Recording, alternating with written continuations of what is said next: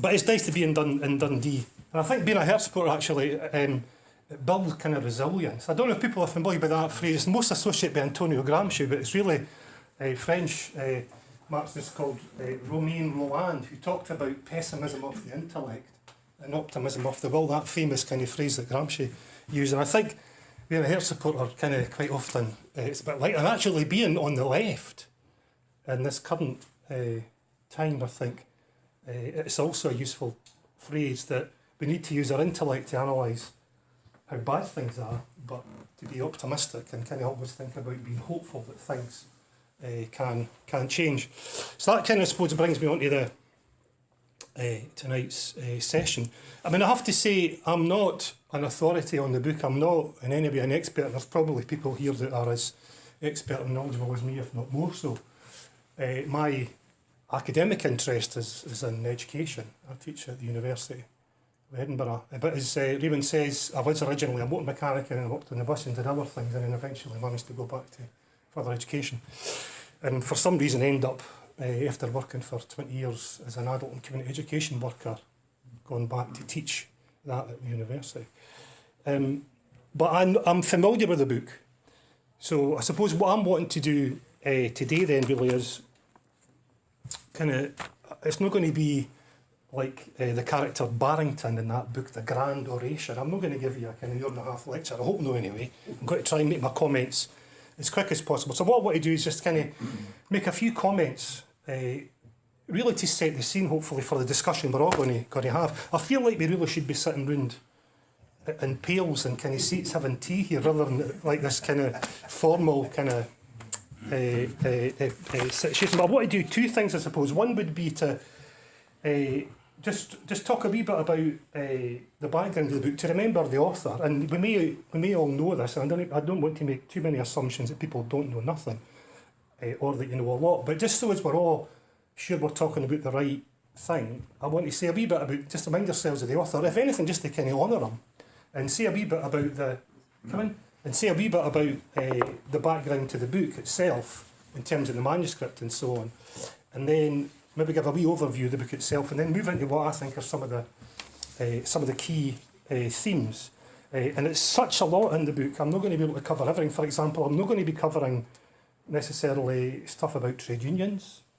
I'm not going to be talking about the role of women in the book. Hopefully these things will be coming into the discussions. I'm not going to talk about one of the themes, which is about should it be reform or revolution in terms of moving towards challenging capitalism. I'm not going to go into that, but I'm going to pick up some themes. But what I want to do, I suppose, what I'd want to frame what I'm going to say, and it might be what we want to frame the discussion tonight, is ask the question, is this book that was published 100 years ago or more, is it still relevant today? You know, for socialists, is there something in here for us as socialists today? And I don't think I'm kind of raising a straw man argument here. I think actually when you hear some of the things that have been said, particularly when you think about the stuff that's said about Jeremy Corbyn's leadership, the campaign, and then what's happening since, it strikes me that a lot of the criticisms that's been made to him is that he's looking backwards. He's nothing new, he's no connecting to modern times. You know, get with the times, Jeremy, come on, things have changed. So I think the question we're asking is relevant. Are the ideas that are in here relevant today? So that's what I kind of want to frame the lecture. And I'm going to use a test. And the test I'm going to use, I'm calling this test the News from Nowhere test. Now, I don't know if people are familiar with the book News to Nowhere, which was written by William Morris. Anybody familiar with that book? Fantastic book. But what happens there is in the 1890s, William Morris, committed socialist, the 1890s, the main character in that book was called William Guest. And he went to a socialist meeting in the 1890s. He went home, he went to sleep, and he woke up 60 years later in the 1950s. And all of a sudden, he looked about him and everything had changed. The revolution had happened. Socialism had come. There was a classless society. Humans were allowed to reach their full potential. Fantastic. Famous utopian socialist book. So I'm wanting to apply that test to this, right? So imagine that Robert Tressell, or Robert Noonan, as we'll hear about in a minute or two, imagine rather than him dying, he was put in suspended animation. And we brought him out today, right? And he says, right, well, right, Robert, have a look about, see what's out there. Would he still write this book today? I think that's the test that I want to apply. Does that make sense? So these are the kind of the comments that the kind of how I'd want to frame our discussion. So I'll try and rattle on. Does anybody speak too long? And I want to get into the discussion. So, also, I've got a prize as well. If I've got to say that, there's a prize too, right? So didn't let me forget the prize. We're going to have a raffle. These folk from Edinburgh are being gifts, eh? So, first of all, let's think about the author himself. And again, apologies to those people who know this, but he was born in Dublin in 1870. And according to what I've read, he was christened Robertus Croker, believe it or not. His mother was Mary Noonan. His father was a retired police inspector. Although his kind of early life is vague and it's contested what actually his kind of story was. His father died.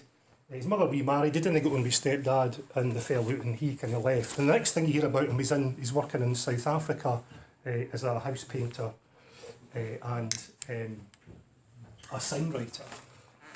And it was at that point where he becomes actively engaged in the labour and trade union movement.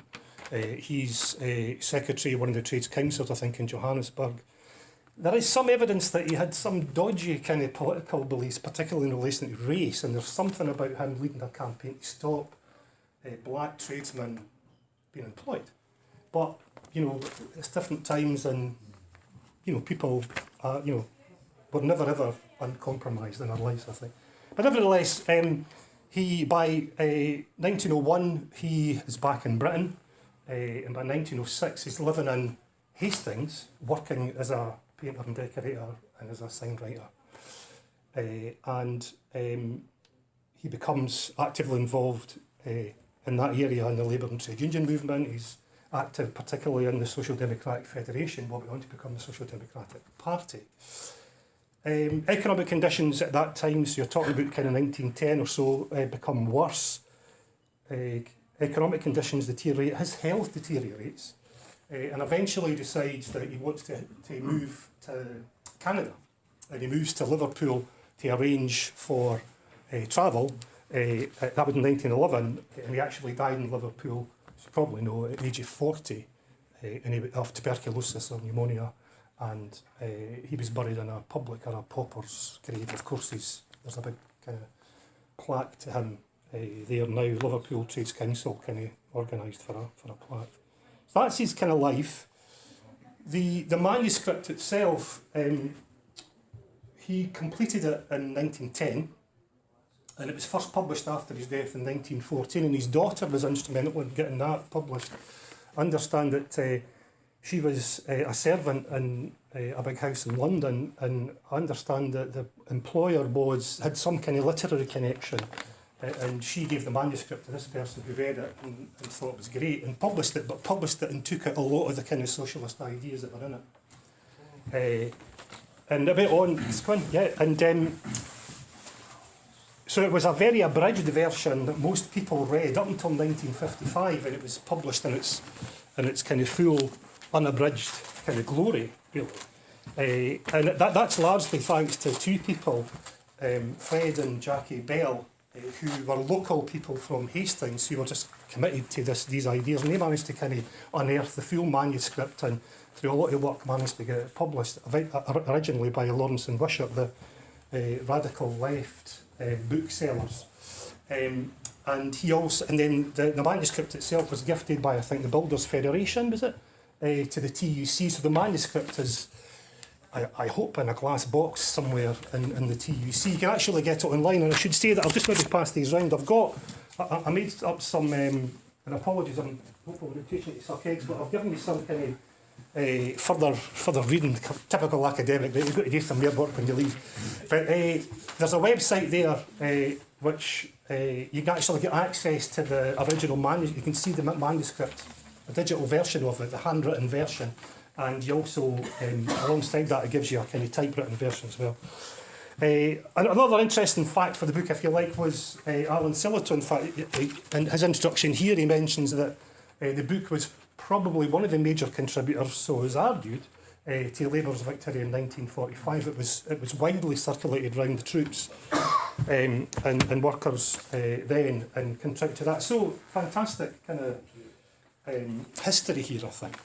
I want to move on quickly just to think about the to give a kind of overview of the book, to remind yourselves. I'm assuming people have read it, are familiar with it, so I'm not going to kind of labour this point. But the book itself is about, it's a year in the life of a group of house painters in a small English town called Mugsborough.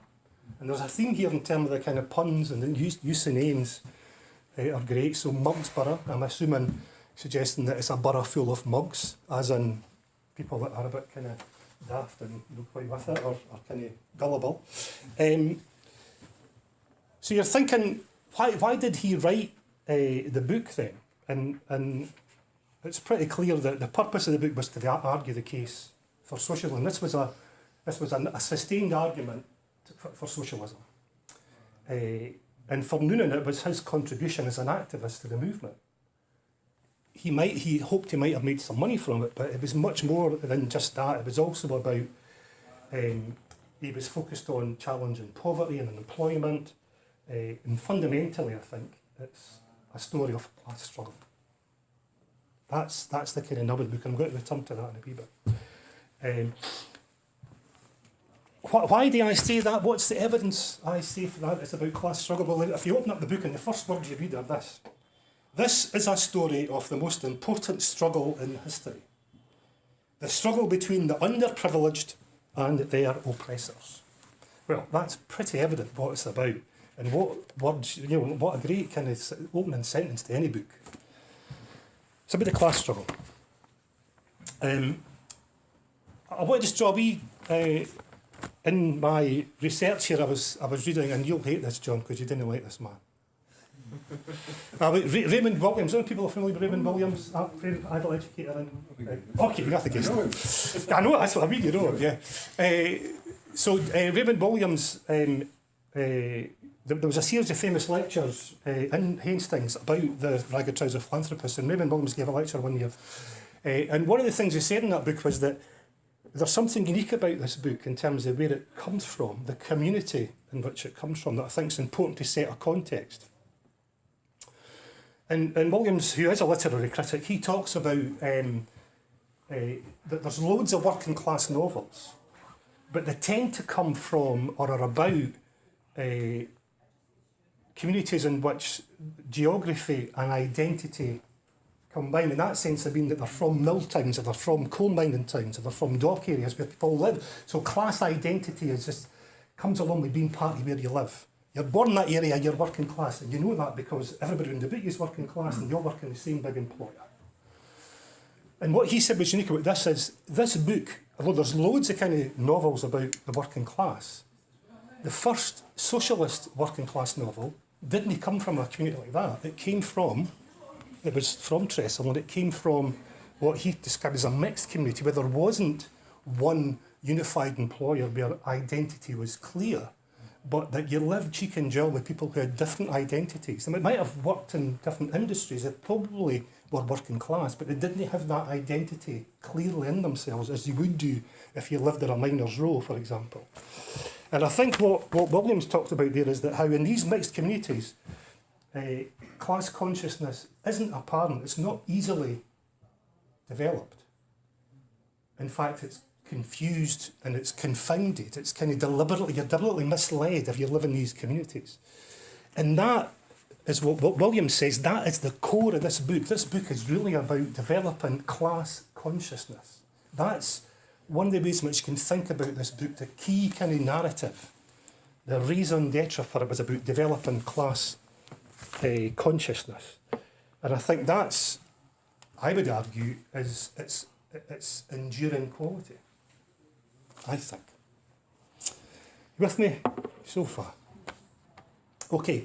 So if that kind of sets the scene a wee bit, I think hopefully we now understand the book. We're all on the same page in terms of what we're talking about. I want to move on to kind of think about, talk about some of the themes. I'm okay for time over. Talk about some of the themes, and these are kind of my own reflections on this, and thinking about the book itself. So for me, one of the themes, one of the great qualities of the book is its authenticity.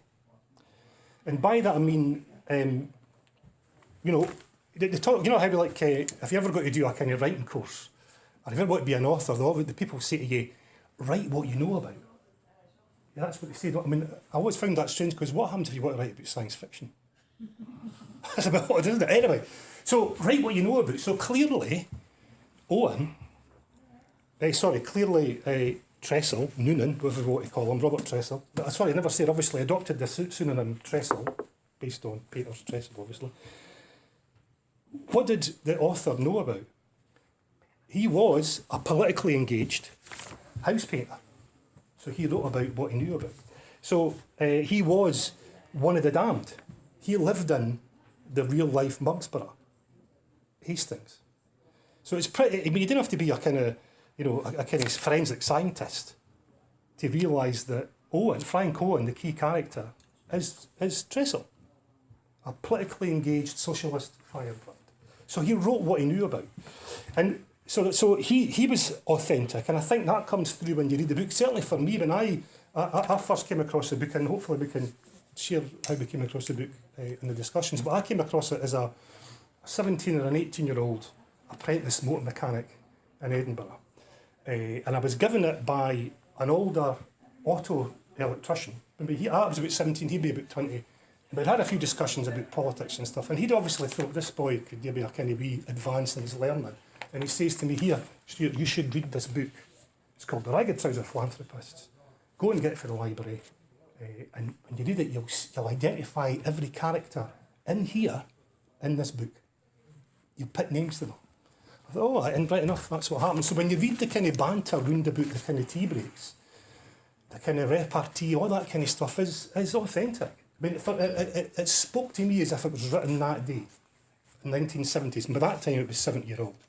So all the characters, some of the characters in the book, fantastic characters. Rushton, the greedy building owner, even the name Rushton, it's all about Russian you own. Do you know, I would identify my boss. In fact, our gaffer our owner was part of the landed gentry. This kind of toff used to wander about and order you about. Hunter, or Misery, or Nimrod, I mean, he's that bad, he's got 3 names. Do you know, the kind of the foreman, the guy who didn't quite go into business, but was brought in by Rushton to be the kind of driver. He would hunt about. Nimrod is the hunter. He'd hunt for anybody who was skiving, smoking, or no doing their work, to sack them. The people lived in fear of this guy. And I remember your foreman. I remember fixing a car once on a ramp and trying to put a gearbox in and thinking, there's somebody watching me. And here was the foreman looking at me. I'm thinking, this is Hunter, this is the same guy. Do you know, it's bizarre.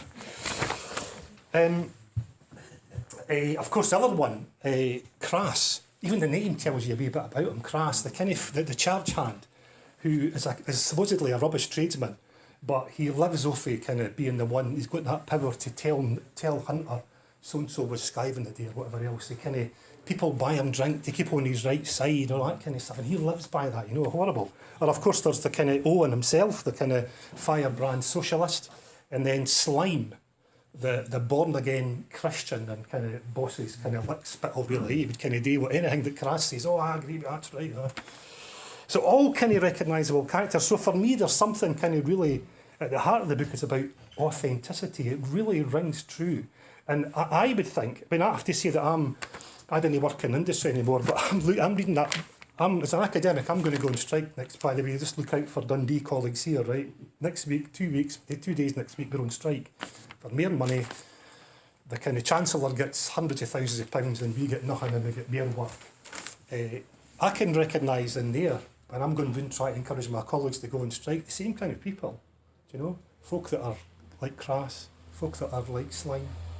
Do you know, they teach sociology or, do you know, that's not against sociologists, by the way, but I maybe should have said to teach kind of business studies, perhaps. But anyway, so the authenticity is one of the kind of key themes I would suggest. Another key theme for me, I think, that really strikes for me is that it describes really well the kind of brutalising effect of the economic system on work, on people. And not only that kind of battle for survival, which I'll come on to in a minute or two. You know, he talks in there about, and again in that first page, the Ragged Trousered Philanthropists is a journey into hell. A journey into hell.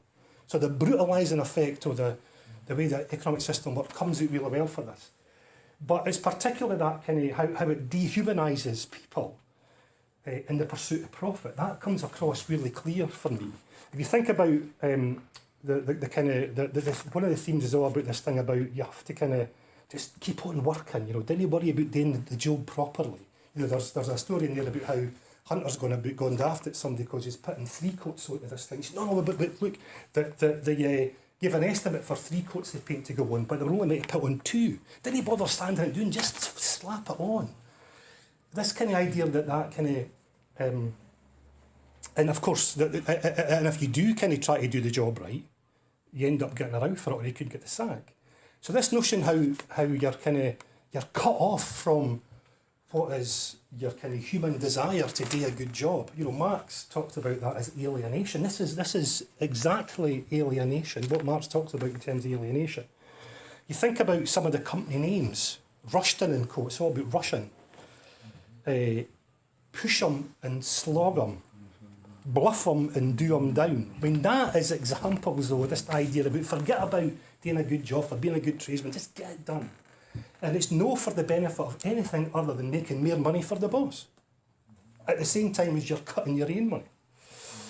So that notion about alienation, I think, is key. That idea that as human beings we've got this kind of innate quality to labour, in the sense of to engage with the world, to engage with things, to make things for our sustenance, but also not only our material sustenance, but for our mental sustenance, to become fully human. That idea about engaging with nature to make things, to be creative. That's at heart what it means to be a human. But the way in which that book portrays the economic system is that that's cut across. You're alienated from that. Not only do you not own the product of your labour, you're alienated from that very process that makes you human, to engage with the world. So I think for me that's a key theme there, that the kind of, it's all about cutting wages, it's undermining the self-esteem of the professional or the tradesman just to get things done. You're not satisfying the customer, you're not satisfying yourself. The only person that satisfies the boss at the end of the day. That's 2 themes. Another theme in the book, I think, is in a fantastic chapter that I'm sure you'll all know. And this is in the chapter which is entitled The Reign of Terror, The Great Money Trick. We have what is essentially a great description of how the economic system works, how it exploits us, or as Marx would say, a good example of surplus value. What is surplus value? But it's in a really accessible way. So it takes what are kind of challenging ideas from Das Kapital, I would argue, and boils them down into an accessible kind of, 3 or 4 kind of page exercise in how to argue the case about why capitalism is bad. And I have to say that I haven't read that. I tried repeating that in workplaces I've used it as an educator with young people, with adults, about how you're exploited, that kind of thing. So it's a fantastic educational resource, I think, to explain, very quickly why capitalism's bad, why it doesn't do us any good, despite what some of its supporters would say. So there's a great kind of explanation of surplus value. Another theme, I think, which comes across really well is this idea of the nature of inequality. What is it? Why have we got inequality? Certainly, discussions about inequality are everywhere in public debate at the moment. But so too in the Ragged Trousered Philanthropists. And if you go to the page go to the chapter called the Oblong. There again, in the usual form, in one of his lectures at the tea break, Owen draws an oblong on the wall, and in that oblong he describes the class structure and the nature of inequality. Why does poverty exist? And he kind of goes on to explain. I just want to very quickly just read a couple of bits from that text, if you give me a second to find it. So you'll know, if you've got the book, it's on page 272, but you'll see he describes, see he's got 4 categories. So he kind of does the kind of oblong, and then he splits it into 4. Division 1, 2, 3 and 4. In Division 1 go tramps and beggars. Well, okay, we can lay them aside now. But as well as that, you've got society people, the aristocracy, great landowners, all those possessed of hereditary wealth. They're number 1. Number 2 come exploiters of labour, thieves, swindlers, pickpockets, burglars, bishops, financiers, capitalists, shareholders, ministers of religion. That's Division 2. Division 3 comes all those engaged in unnecessary labour, and Division 4, all those engaged in necessary work. And what Owen describes as who are involved in producing the benefits of civilization and the necessities of life. So there, in a page, he's just described the class structure, and then underneath with these 2 kind of blocks, square blocks here, he talks about how do we distribute. If Division 4 are the ones that are engaged in producing all the things necessary for life, how do we distribute these? And again, he says, as the people in Divisions 1 and 2 are universally considered to be the most worthy, I'm assuming they didn't mean tramps and beggars, and deserving, we give them 2/3 of the whole. So out of everything that those people who are involved in producing the necessity of life, 2/3 go to that Division 1 and 2. The remainder we give to be shared out amongst the people represented by Divisions 3 and 4. So 1/3 goes to probably the majority of people, and 2/3 go to the rest. Now there again, you think, well, that's just old-fashioned, isn't it? When you think about some of the... In fact, if anything, I would argue that the distribution of the necessities of life have increasingly gone to the rich now. We've got empirical proof to substantiate that idea. And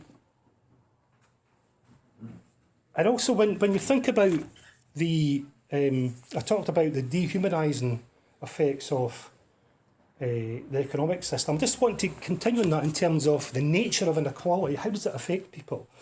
I want to read a quick section on a scene early on in the book and make a connection to modern times. So the scene is that Hunter is making his way to the cave, which is the house they're working in. He's on a bike and he's gone up, and he notices as he comes towards the house, there's 3 or 4 men hanging about outside, and these are all unemployed men wanting to get a job. And they know Hunter's the foreman, and they want to try and to get a job. And he has a discussion with one lad, and he's kind of kidding on, well, there's no work, and then he's kidding on, in his head he's thought, I've got a plan here. And what he's going to do is convince this guy that the hourly rate for tradesmen has been reduced, and everybody that's in there is actually working on a reduced rate. That's not the case, but he's wanting to try and kick out somebody that's already working and bring somebody in. And this is I think, reveals how somebody in that situation might feel. The person's called Newman, because he's going to be the new man coming in. So Newman says to Hunter, "Things have been so bad this summer," Newman went on. "I've had rather a tough time of it. I would be very glad of a job if it was only for a week or so." There was a pause. After a while, Hunter raised his eyes to the other's face, but immediately let them fall again. "Well," he said, "I might perhaps be able to let you have a day or two. You can come here to this job," and he nodded his head in the direction of the house where the men were working. "Tomorrow at 7. Of course, you know the figure," he added, as Newman was about to thank him. 6.5. Hunter spoke as if the reduction were already an accomplished fact. The man was more likely to agree if he thought that others were already working at a reduced rate. Newman was taken by surprise and hesitated. He never had to work under price. Indeed, he had sometimes gone hungry rather than to do so. But now it seemed that others were doing it, and then he was awfully hard up. If he refused this job, he was not likely to get another in a hurry. He thought of his home and his family. Already they owned 5 weeks' rent. And last Monday, the collector had hinted pretty plainly that the landlord would not wait much longer. Not only that, but if he did not get a job now, where were they to live? This morning he himself had no breakfast to speak of, only a cup of tea and some dry bread. These thoughts crowded upon each other in his mind, but still he hesitated. Hunter began to move off. Now, that's 100 years ago, and I'm thinking, I have to say that thankfully, I've never been in that situation in my life. I grew up, like most of you, probably in a time of full employment, and although it came from a working class community, I never had to kind of want for food. But when I read some of the kind of testimonies of people who are on 0 hours contracts, for example, that strikes me as what they're saying. That's a modern, or rather a 0 hours contract is a modern version of that kind of situation. People being told, come for a couple of hours, go away again, regardless of how that's going to affect their lives.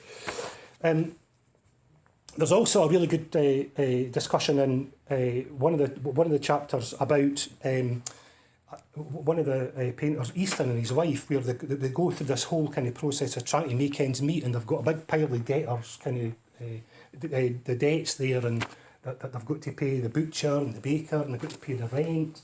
There's a really good letter from the person who owns the furniture shop, whose name is Diddlum and Co. And they've been told basically, give us some money, or we're going to take the furniture off you. So these are, things that were written 100 years ago, but for me they strike me as incredibly kind of relevant today. And if people know Guy Standing, who's a professor of sociology, I think, or economics, who writes a lot about what's called the precariat, people who live precarious lives currently, their own 0 hours contracts. It strikes me that what is described in here are people, the precariat. There's nothing kind of old-fashioned about that. Nothing new about that, man. That's happening today. I just want to, if we've got time, just a quick diversion. I was listening to, and I didn't normally do this, but Jeremy Corbyn spoke at Progress, that kind of right-wing think tank. He spoke there at the weekend. I only knew that because there was a post on Facebook that showed him talking live. And if you think about how employers are described in here, they're not exactly the kind of best people, really, right? Yet at Progress, the first question Corbyn was asked was from a woman. She was a black woman, kind of black and ethnic minority woman. And I was flabbergasted. I had to write this down. Bear in mind what I've just said about the way in which kind of the economic system treats people, the way in which kind of employers treat people. This was a question that she asked Jeremy Corbyn. And she was talking about her black and ethnic minority identity, but she said, for by that, I'm in the smallest minority in the party as I work for the private sector. And there was a huge round of applause at that point. And then she continued her question. Most working people in the UK work for the private sector. I do think that the last election, a lot of them felt Labour didn't understand them. They were hostile to entrepreneurship and actively hostile to people who gave them jobs. How can we reconnect with business and all it has to offer? Now, I'm thinking to myself, fine, let's not kind of criticise entrepreneurs, but didn't he treat that unproblematically? There was nothing, there was a huge round of applause at that. I just find that bizarre, that some people in the Labour Party, for example, think that entrepreneurs are in some way kind of, good. Anyway, we're coming to the end. So we've kind of talked about, it talks about the nature of inequality, it talks about how the economic system exploits people. I think another good theme in the book is it talks about who's to blame. Whose fault is it? And I think what it kind of echoes, I think, some current debates, particularly some current debates that you think about the current European referendum debate. So the book highlights, I think, really well who people think are to blame for this exploitation, for this misery, for for this living hell, who's to blame for it? And interestingly, most of the people blame foreigners. I say that, and I've got a wee quote here which hopefully will get it. Blames foreigners. So there's a discussion at one of their tea breaks, a discussion about free trade, and they talk about not being interested in politics. And when Crass asked the question about fiscal policy, there's an article in the paper about free trade, and Crass replies, "Ain't thought much about it," replied Crass. I don't never worry my head about politics. Much better left alone, chimed in old Lyndon sagely. Argufying about politics generally ends up with a bloody row and does no good to nobody. And then they go on. Well, I don't go in for politics much either. But if what's in this here paper is true, I'm going to come to that, it seems to me we ought to take some interest in it when the country is being ruined by foreigners. And then further on they talk about, we've even here in Mugsborough, claims Sawkins, who though still lying on the dresser had been awakened by the shouting. We're overrun by them. Nearly all the waiters and the cook in the Grand Hotel, where we was working last month as foreigners. Yes, said old Joe Philpott, tragically. And then there's them Italian organ grinders and the blokes what sells the chestnuts. And when I was going home last night, I see a lot of them Frenchies selling onions. And a little while after, I met 2 or more of them coming up the street with a bear. So the foreigners are to blame. That's written 100 years ago, but I've heard that in the pub the last couple of weeks. Of course, the other people that are at fault are the poor themselves. It's their fault. That's why you're poor. And again, I've got a lovely quote here, hopefully, which illustrates that point, if I can find it. And this, again, in a discussion round the kind of tea table, at their break, they're talking about the local trades council have put something in the paper that says we should levy a tax on people, a penny or so, which would help feed starving children. That's the kind of motion that the trades council, and Owen, of course, is part of that process. But as we'll hear, that means you would have to pay 7p per year if we had a halfpenny rate. Wouldn't it be worth 7p a year to know that there were no starving children in the town? Why should I have to keep the children of a man who's too lazy to work or spends all his money on drink? Shouted Crass. How are you going to do to make out about the likes of them? Well, if his children are starving, we should feed them first and punish them afterwards. The rates is quite high enough as it is, grumbled Harlow, who had 4 children himself.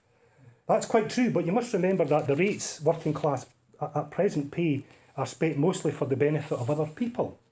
Good roads are maintained for people who ride in motor cars and carriages. The park and the town banned for those who have leisure to enjoy them. The police force to protect property of those who have something to lose, and so on. But if we pay this rate, we'll get something for our money. Of course, that was rejected out of hand.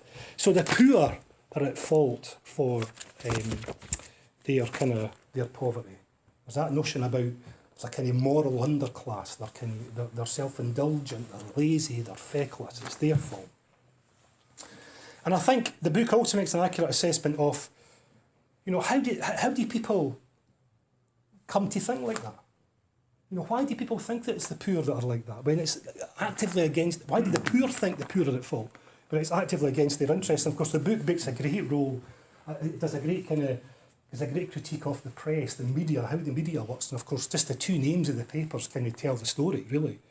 The Daily Chloroform and the Daily Obscura. I didn't need to say any more. And if anything there, I think there is that notion about how people just accept what's given. It's a good example of what Gramsci would talk about, hegemony. How does the ruling classes maintain their rule? It convinces us that this is the only way, this is a natural way that things are. And there's nothing you can do about it. There is no alternative. That famous Lassie cried Tina. So there's numerous examples also of self-serving politicians in supporting this state of affairs. There's that classic kind of sort of running story about the town council trying to buy the electricity works and all that kind of that I've not got time to go into. But I think there's one great connection. I just about fell off the seat when I was reading this about today. And I think I've got a connection between George Osborne and the local MP of Mugsborough called, and this is a great name, Grab All the Enclosed Land. Now, the idea here is that Sir Graball de Closeland was the Secretary of State and he was paid £5,000 a year. But when he first got the job, he was only paid £2,000 a year and he couldn't live off £100 a week. So we got more money. And he made this kind of great speech and this was the headline in the paper. Now, the very same week that Sir Graball's salary was increased to £5,000, all the papers were full of fine kind of headlines about the speech he made. So the headline says, "Great speech by Sir Graball de Closeland." And this is a quote. "None should have more than they need, whilst all have less than they need." None should have more than they need, whilst any have less than they need. And the narrator says, "The hypocrisy of such a saying in the mouth of a man who was drawing a salary of £5,000 a year did not appear to occur to anybody." Now, that struck me. Remember George Osborne's famous phrase? "We're on it together." Do you know? Is that that's just same? It's just kind of recurring. So I want to conclude. If that's if I've got time, yeah. So I started off saying, let's try the news from nowhere test.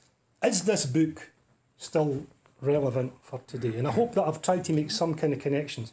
And it's funny, and I'm going to use some industrial language here, right? Well, that's okay. So, and I've got a slight kind of tangent here, but stick with me. But I'm in Tayside, so this is relevant. If you go on YouTube, there's a great clip from Tune the Fat, which is Taysiders in Space. I'm sure you've probably all seen it, surely, have you?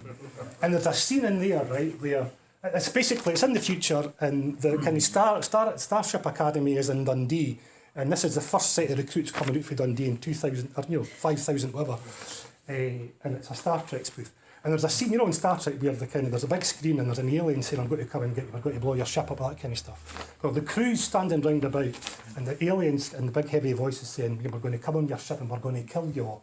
And in unison, all the crew shouts, "I want dinny top pish." Now, I would suggest, and this is a kind of technical term, I would suggest that if somebody says to you, "That's the Ragged Trousered Philanthropists, that's a no bad book, but it's slightly dated, it doesn't have anything to do with us now," I would suggest we use that phrase. "I want dinny talk pish," if you excuse me. Do you know Marx in the kind of book that he wrote, or the pamphlet he wrote called the 18th Brumaire of Louis Napoleon, Bonaparte, he talked about this idea about Hegel remarks somewhere that all great world historical facts and personages appear, so to speak, twice. And Marx adds, he forgot to add, first time is tragedy, the second time is farce. I mean, I think the kind of situation we're living today is farcical. We know neoliberalism is triumphant. It's triumphant not necessarily because it works, but because people have managed to convince us that it works. It's the only game in town. Of course, austerity is its illegitimate child. The inequalities and injustices of today, for me, I think, seem to kind of, in essence, echo the injustices that were described by Tressell in there. And I think that the key to understanding the book then as now is the fundamental contradictions that existed then still exist today. They've not been resolved. The fundamental contradictions of the capital have not been resolved. So therefore, I would argue that book still has currency. I think that to understand the book there and now is to see not only as an interesting novel, but as an important educational tool. It's an accessible critique of the system, and crucially, a means to raise class consciousness. Because class struggle is at the heart of that, and it should be at the heart of what we think about today, in my opinion. And if you think about what was Noonan's purpose in writing the book, well, he tells you right away it's about class struggle. He says, in writing this book, my intention was to present, in the form of an interesting story, a faithful picture of working class life more especially of those engaged in the building trades in small town in the south of England.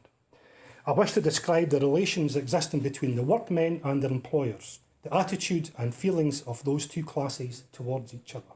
And it goes on to say, I designed to show the conditions resulting from poverty and unemployment, to expose the futility of the measures taken to deal with them, and to indicate what I believe to be the only real remedy, namely socialism.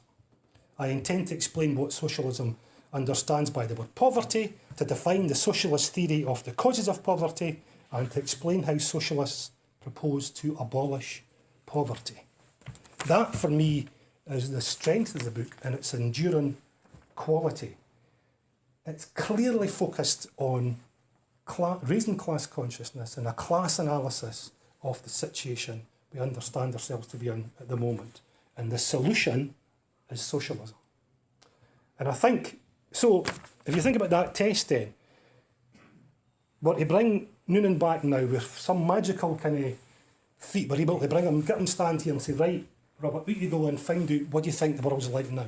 Would he come back and be okay, or would he come back and think, I want to write a book? I think he'd go out there and he'd be raging. He'd come back and he'd want to write that book as much as he did when he'd wrote it all that time ago. And I want to just end on this kind of note. I have to confess to some naivety here now. I used to think that it was only socialists and trade unionists that read this book. But I think I've been naive, because it strikes me, when you look at what's happened over the last couple of years, that it's not just us that read that book, but I think Cameron and his billionaire pals in the cabinet and his business pals, they're reading it as well. Except they didn't see what we see when we read it. They didn't see the kind of misery and the exploitation, a living hell that should never be returned to. They didn't see that. I think what they see is inspiration. They see a golden age that we should try to go back to, and an inspiration for economic and social policy. And of course, they didn't hear Owen or Barrington. They hear Rushton and Mayor Sweater and Crass and Hunter and Sir Grabham the Clothesland. So that's all I have to say. I hope I've not taken too long, sorry. Cheers.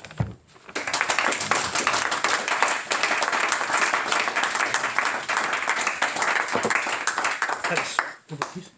Well, thanks very much, Stuart, for that extensive elucidation of the contents of Tressell's one and only attempt at literary fame. I was 22 when I first read that book, and I was recommended to me by the guy that recruited me at the Communist Party. And he said, it's one of the books you really need to read and understand if you want to move on to study things like Marxism and that, what have you.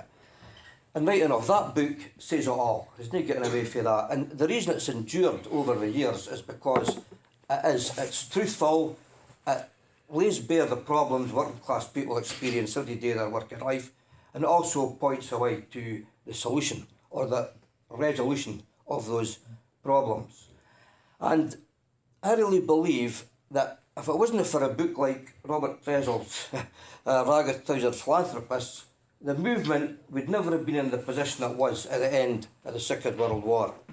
And if we look at what's happened since 1945-50, we can see that we're moving back to the terms that are described in Tressell's book, and there's no getting away from it.